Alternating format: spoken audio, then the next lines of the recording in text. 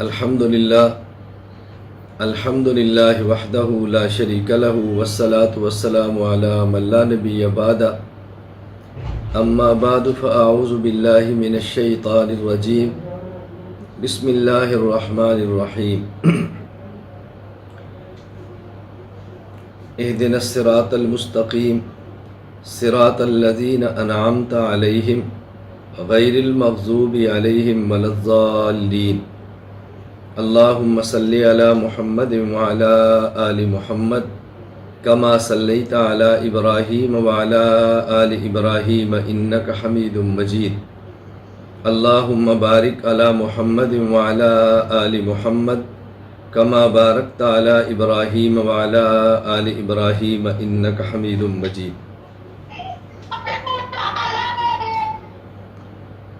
طلبائے دورہ حدیث شریف، میں آپ کی خدمت میں گزارش کروں گا کہ سب سے اہم بات یہ ہے کہ ہم اپنے موقف کو سمجھیں، اپنے نظریہ کو سمجھیں، اپنے عقیدہ کو سمجھیں، اپنے دلائل کو سمجھیں، اور آپ کا مد مقابل جو آپ پر اعتراض کر رہا ہے اس کے عقیدہ اور نظریہ اور فکر کو سمجھیں۔ پھر ہمارے لیے یہ بات کہنی بہت آسان ہوگی، سمجھانی بہت آسان ہوگی، اور اپنی بات کا کھلنا یہ بڑا آسان ہو جائے گا۔ اس وقت ہمارے سامنے صحیح بخاری شریف موجود ہے، جس کا مکمل نام ہے الجامع المسند الصحیح المختصر من امور رسول اللہ صلی اللہ علیہ وسلم وسننہ وایامہ۔ عام طور پر اس کو صحیح بخاری کے نام سے یاد کیا جاتا ہے، جس کے مصنف امیر المؤمنین فی الحدیث حضرت محمد بن اسماعیل البخاری نور اللہ مرقدہ ہے۔ بخاری شریف اہم ترین کتاب ہے، اس میں کوئی دوسری رائے نہیں۔ معتمد ترین کتاب ہے، اس میں دوسری کوئی رائے نہیں۔ اس لیے خود اہل سنت والجماعت احناف دیوبند کے ہاں صحیح بخاری کو بڑی اہمیت کے ساتھ پڑھایا اور سمجھایا جاتا ہے، اور عجیب بات یہ ہے کہ ہمارے ہاں بطور خاص ہند، پاکستان، افغانستان، بنگلہ دیش، یہ وہ علاقے ہیں جہاں پر احناف کثر اللہ اسوادہم کی بحمد اللہ تعالی واضح اکثریت موجود ہے۔ بہت مختصر سا ٹولہ، چند ایک احباب جو میدان میں نکلتے ہیں اور اہل سنت والجماعت احناف دیوبند کے عقائد، نظریات اور مسائل کو زیر بحث لاتے ہیں، ممبر و محراب پر بھی لاتے ہیں اور عوامی سٹیج کے اندر بھی لاتے ہیں۔ ہماری ضرورت اور مجبوری بن جاتی ہے کہ اپنے حضرات کو سمجھائیں کہ ہمارا عقیدہ کیا ہے، ہمارا نظریہ کیا ہے، اور یہ مخالف کس بنیاد پہ بات کر رہا ہے۔ تو ہمارے ہاں جو غیر مقلدین ہیں، احناف کی مخالفت میں میدان میں اترتے ہیں، وہ عام طور پر صحیح بخاری کو بطور دلیل کے پیش کرتے ہیں، اور عوام الناس میں یہ تاثر دینے کی کوشش کرتے ہیں کہ صحیح بخاری کے ساتھ رشتہ احناف کا نہیں ہے بلکہ غیر مقلدین کا ہے۔ اس کے لیے وہ اپنا نام اہل الحدیث تجویز ہی نہیں کرتے، بلکہ باقاعدہ درخواست دے کر اپنا نام انگریز سے اہل حدیث الاٹ کرواتے ہیں، اور یہ تاثر دیتے ہیں کہ ہم بھی اہل حدیث ہیں، امام بخاری بھی اہل حدیث ہے، ہمارا آپس میں باہمی رشتہ ہے۔ احناف اپنے مدارس میں صحیح بخاری پڑھاتے بھی ہیں، صحیح بخاری کا سال کے آخر میں ختم بھی کراتے ہیں، اجتماع بھی اس کے نام پہ کرتے ہیں، لیکن صحیح بخاری پر احناف عمل نہیں کرتے، احناف کا اس کے ساتھ کوئی تعلق نہیں۔ میں انشاءاللہ العزیز آج کے درس میں اور آج کے بعد بھی کچھ دروس میں اس بات پر تفصیل سے روشنی ڈالوں گا کہ صحیح بخاری کے ساتھ تعلق احناف کا ہے، مقلدین کا ہے، یا صحیح بخاری سے تعلق ان کا ہے جو غیر مقلدین ہیں اور تقلید کو شرک کہہ کر مقلدین کی مخالفت کرتے ہیں۔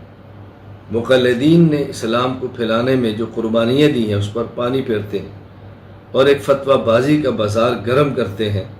تو یہ میں انشاءاللہ وضاحت سے عرض کروں گا۔ آج میں چند ایک باتیں آپ کی خدمت میں عرض کر دیتا ہوں، ذرا اس کو اچھی طرح آپ سنبھال لیں اور محفوظ فرما لیں۔ پہلی بات یہ کہ جو حضرت امام بخاری رحمہ اللہ تعالی نے صحیح بخاری تصنیف فرمائی ہے، تو صحیح بخاری کی تصنیف، تالیف اور تحریر کا سبب کیا ہے؟ فتح الباری میں امام ابن حجر عسقلانی رحمہ اللہ تعالی نے 2 سبب بیان فرمائے ہیں۔ اس میں ایک سبب یہ ہے کہ حضرت امام بخاری رحمہ اللہ کا اپنا بیان ہے کہ ان کے استاد محترم شیخ اسحاق بن راہویہ رحمہ اللہ تعالی، انہوں نے حضرت امام بخاری کو فرمایا، لو جمعتم کتابا مختصرا لصحیح سنت رسول اللہ صلی اللہ علیہ وسلم قال فوقع ذلك فی قلبی فاخذت فی جمع الجامع الصحیح، کیا ہی اچھا ہوتا تم ایسی کتاب تالیف فرماتے جو صحیح احادیث کی جامع ہوتی، مختصر بھی ہوتی اور اس میں صحیح احادیث جمع ہو جاتی۔ حضرت امام بخاری رحمۃ اللہ فرماتے ہیں فوقع ذلك فی قلبی، تو یہ بات اسی دن سے میرے دل میں بیٹھ گئی کہ میں کوئی ایک ایسی کتاب لکھوں جو جامع بھی ہو اور صحیح بھی ہو۔ اس کے لیے پھر حضرت امام بخاری رحمہ اللہ تعالیٰ نے صحیح بخاری تحریر فرمائی ہے۔ شیخ الحدیث مولانا محمد زکریا نور اللہ مرقدہ کے ارشاد کے مطابق 16 سال تقریباً صحیح بخاری کے جمع کرنے پر حضرت امام بخاری رحمہ اللہ نے لگائے ہیں، بہت زیادہ انہیں اس کا اہتمام فرمایا ہے۔ دوسری وجہ ابن حجر عسقلانی رحمہ اللہ جو فتح الباری میں تحریر فرمائی ہے، فرمایا محمد بن سلیمان بن فارس کہتے ہیں کہ حضرت امام بخاری رحمہ اللہ تعالیٰ نے ارشاد فرمایا، رأیت النبی صلی اللہ علیہ وسلم وکأننی واقف بین یدیہ، میں نے خواب دیکھا اور خواب میں میں یوں دیکھ رہا ہوں کہ گویا میں رسول اکرم صلی اللہ علیہ وسلم کے سامنے کھڑا ہوں، وبیدی مروحۃ اذب بہا عنہ، میرے ہاتھ میں پنکھا ہے اور میں رسول اکرم صلی اللہ علیہ وسلم کو وہ پنکھا جھیل رہا ہوں، پنکھا یوں پنکھے کے ساتھ میں نبی پاک صلی اللہ علیہ وسلم کو ہوا دے رہا ہوں، اور میری خواہش ہے کہ نبی کریم صلی اللہ علیہ وسلم کو یوں ہوا دوں، آنے والی ناپسندیدہ چیزیں آپ صلی اللہ علیہ وسلم سے دور رہیں۔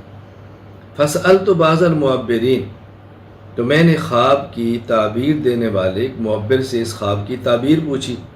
فقال لی انت تذب عنہ الکذب،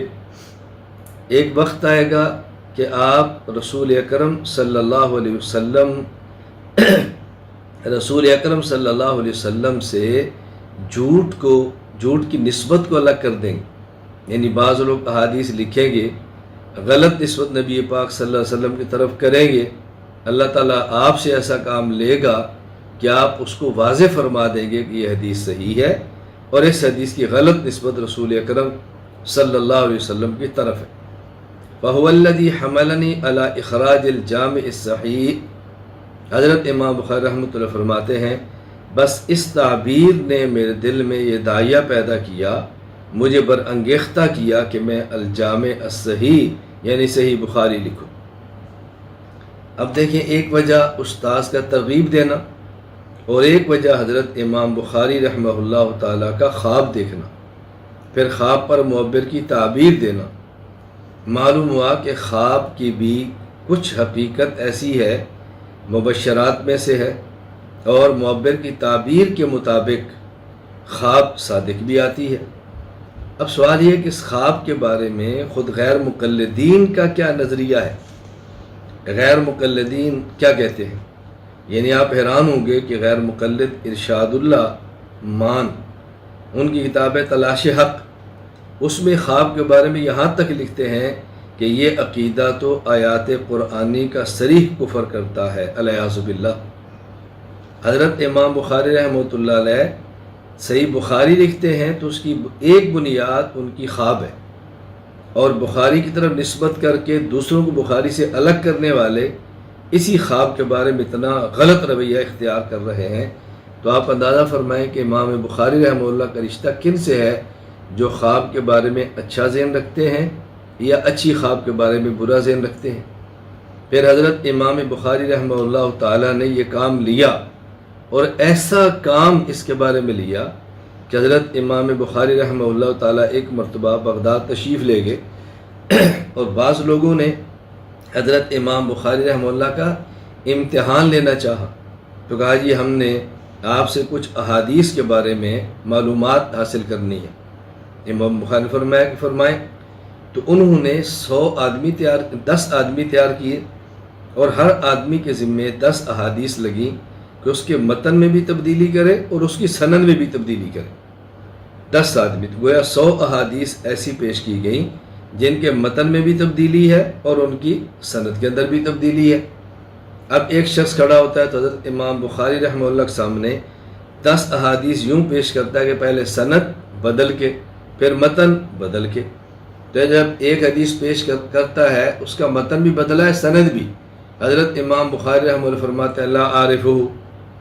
میں اس کو نہیں پہچانتا۔ اب عام عوام کا ذہن بن رہا ہے کہ امام بخاری رحمہ اللہ کو احادیث کا علم نہیں ہے،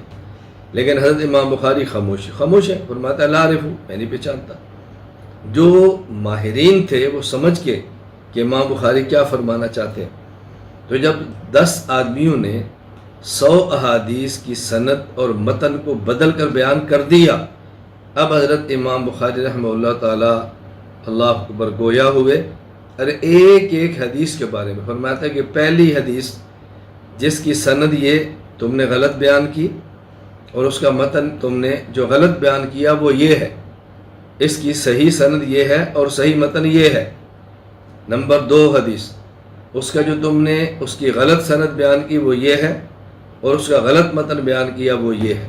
اس کی صحیح سند یہ ہے اور صحیح متن یہ ہے۔ تو حضرت امام بخاری رحمہ اللہ نے ایک ہی مجلس میں 100 احادیث جن کی سند اور متن غلط بیان کیا گیا تھا، پہلے وہ غلط بیان کیا، اسی طرح پھر صحیح بیان کیا۔ تو دیکھو کس طرح حضرت امام بخاری رحمہ اللہ تعالیٰ نے اللہ تعالیٰ نے کام لیا ہے، اور کس طرح آپ کی خواب تعبیر کے مطابق صادق آئی ہے۔ یہاں خواب کی تعبیر کی بات ہے تو میں عرض کرتا چلا جاؤں، امام ابو حنیفہ نعمان بن ثابت سید الفقہاء، حضرت کو بھی یہ خواب ہے، اور آپ نے خواب دیکھا کہ رسول اکرم صلی اللہ علیہ وسلم کی مبارک قبر پھٹی ہے، اور وہاں ہڈیاں آپ نے رسول اکرم صلی اللہ علیہ وسلم کی یوں اٹھا کر سینہ مبارک کے ساتھ جمع کی۔ حضرت امام صاحب اتنے پریشان ہوئے کہ آپ کو اللہ اکبر اتنی پریشانی ہوئی کہ بیمار ہو گئے، لوگ عیادت کے لیے آنا شروع ہو گئے۔ آپ نے ایک شاگرد فرمایا کہ جاؤ ابن سیرین سے اس خواب کی تعبیر پوچھو۔ اب انہیں اس کی تعبیر کیا بیان فرمائی، اللہ اکبر، کہ رسول اکرم صلی اللہ علیہ وسلم کی جو سنت ہے اس کو جمع کرنے کا، پھیلانے کا اور اس کی تشریح کا کام اللہ تعالیٰ آپ سے لے گا۔ حضرت امام ابو حنیفہ رحمہ اللہ تعالیٰ سے اللہ نے پھر کتنا کام لیا ہے وہ پوری دنیا جانتی ہے۔ میں ایک بات کہا کرتا ہوں، یہ جو غیر مقلدین احناف اہل سنت والجماعت کی مخالفت کرتے اس کی وجہ یہ ہے کہ بحمد اللہ تعالی رسول پاک صلی اللہ علیہ وسلم کی سنتوں کو جمع بھی ہمارے امام ابو حنیفہ نے فرمایا ہے، اور اس سنتوں کو پھیلایا بھی ہمارے اکابر بطور خاص حضرت مولانا الیاس دہلوی رحمہ اللہ تعالی، حضرت مولانا محمد الیاس رحمہ اللہ نے پھیلایا ہے بطور خاص۔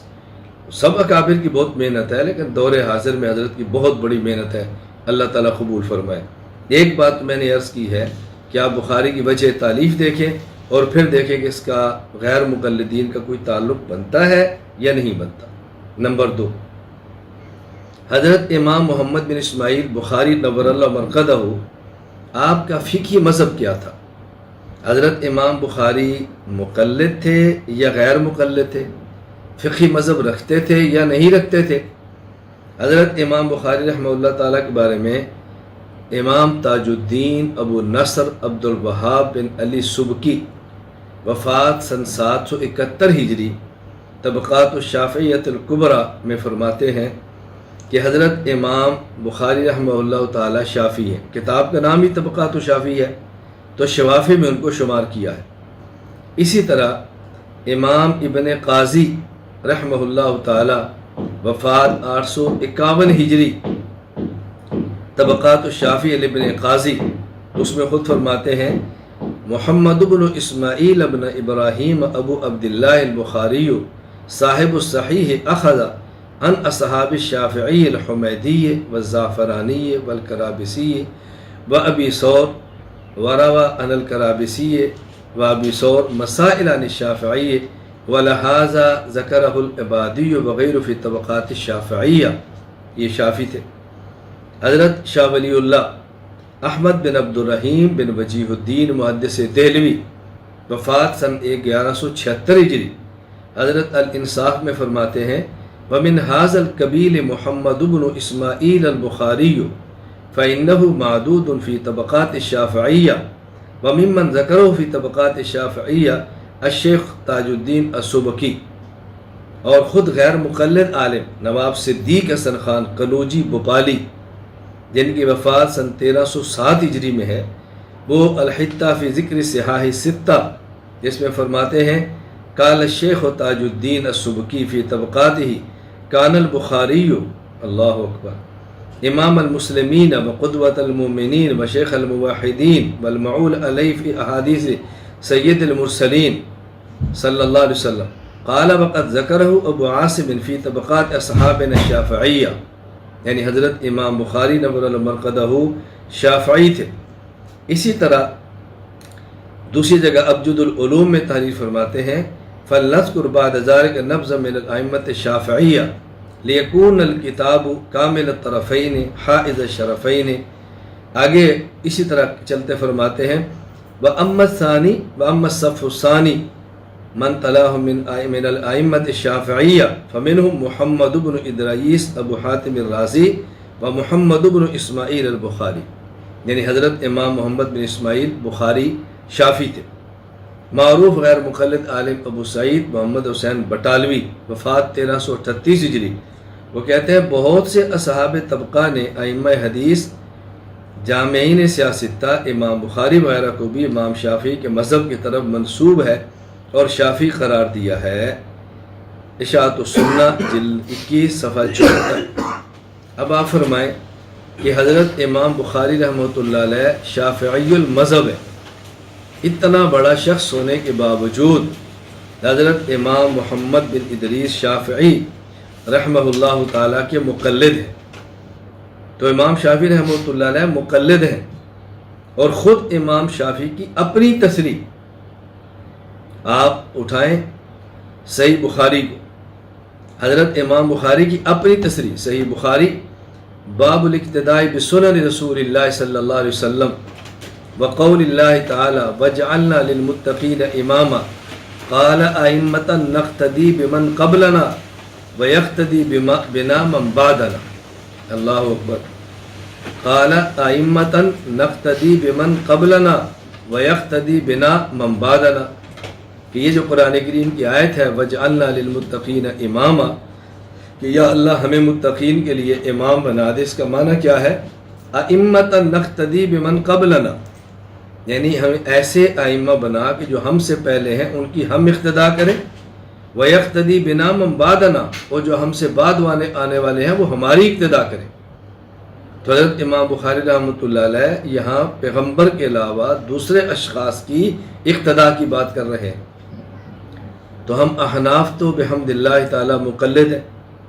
اور امام بخاری بھی مقلد ہیں. تو جو حضرات تقلید کو شرک کہتے ہیں ان کا حضرت امام بخاری رحمہ اللہ تعالیٰ سے کیا تعلق ہے، ذرا غور فرمائیں. مجھے یہاں پہ ایک بات یاد آئی. احسن البیان مولانا محمد جوناگڑھی غیر مقلد کا ترجمۃ القرآن کریم ہے، اور اس قرآن کریم پر حاشیہ لکھا گیا ہے جسے حواشی بھی کہتے ہیں، تفسیر بھی کہتے ہیں. اب اس کے مقدمے میں بڑی عجیب بات لکھی ہے. کیا جی اللہ کو اللہ کہنا چاہیے، خدا نہیں کہنا چاہیے، اسے شرک کی بو آتی ہے. اور پھر یہ کہا کہ پورے اصل بیان میں جہاں پہ لفظ خدا لکھا تھا ہم نے بدل کے وہاں پہ اللہ اور رب لکھ دیا ہے. تو میں نے اس پر ایک تبصرہ کیا، 1 گھنٹے کا تفصیلی تبصرہ اصل بیان پر موجود ہے، آپ اس کو سن سکتے ہیں. میں نے اس میں تبصرہ کیا کہ خدا کا لفظ کہنے سے شرک کی بو آتی ہے، آپ نے تفسیر میں لفظ خدا کاٹ کے اللہ لکھا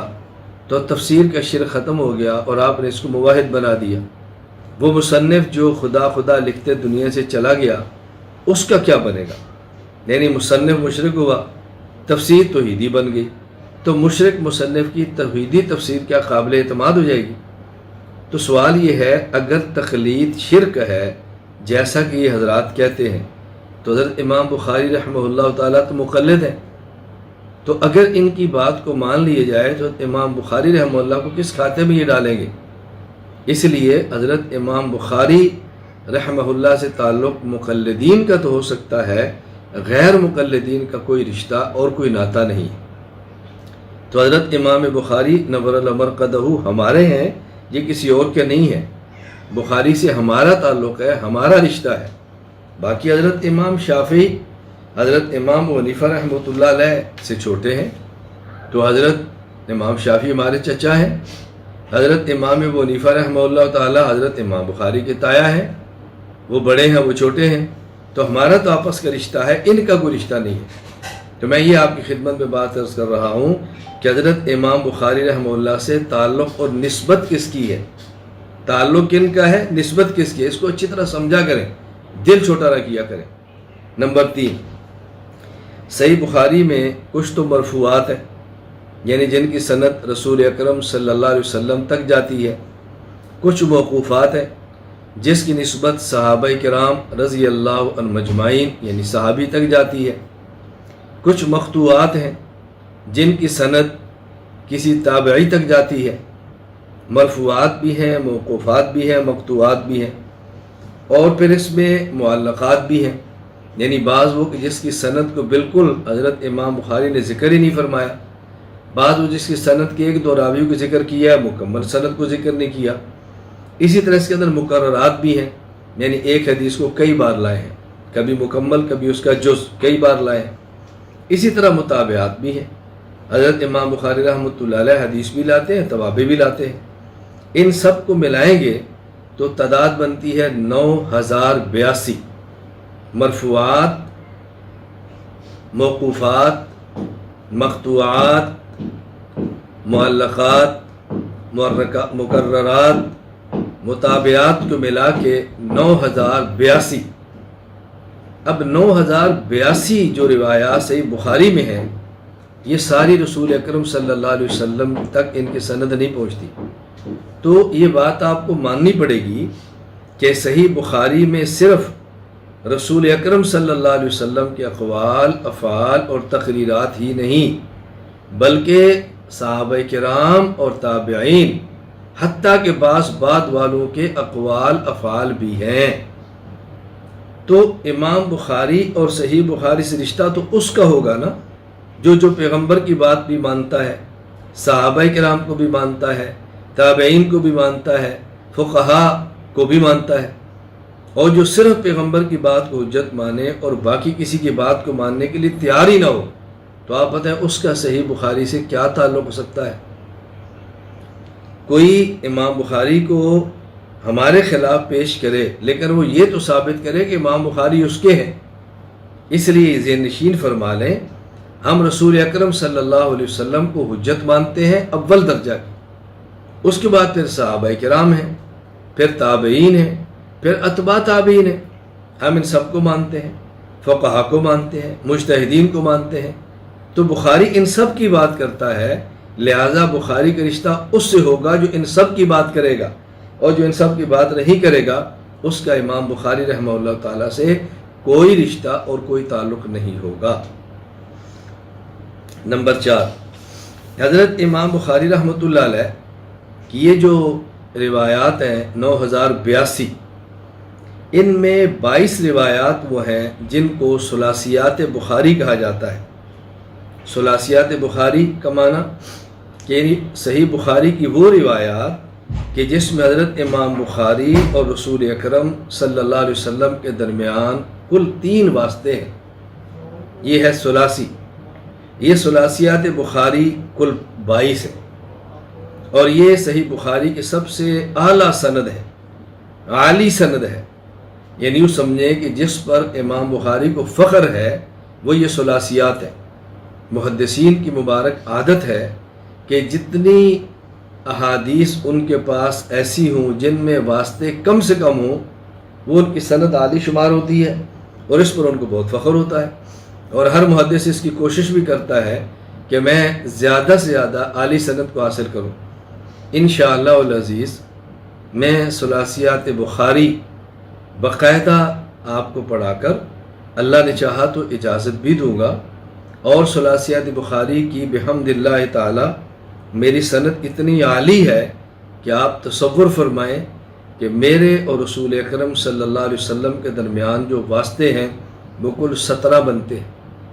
اس کی وجہ درمیان میں ایک راوی ہیں بابا یوسف ہراوی، جن کی عمر 300 سال بنتی ہے، تو واسطے بہت کم ہو جاتے ہیں۔ انشاءاللہ آپ کو ثلاثیات بخاری کی ایسی سند ملے گی کہ آپ تفاخر اور عزت اور اکرام اور شرف کے طور پر کہیں گے کہ ہماری سند بہت عالی ہے۔ اللہ تعالیٰ مبارک فرمائے، اللہ تعالیٰ قبول فرمائے۔ یہ جو ثلاثیات بخاری ہے، ان میں 11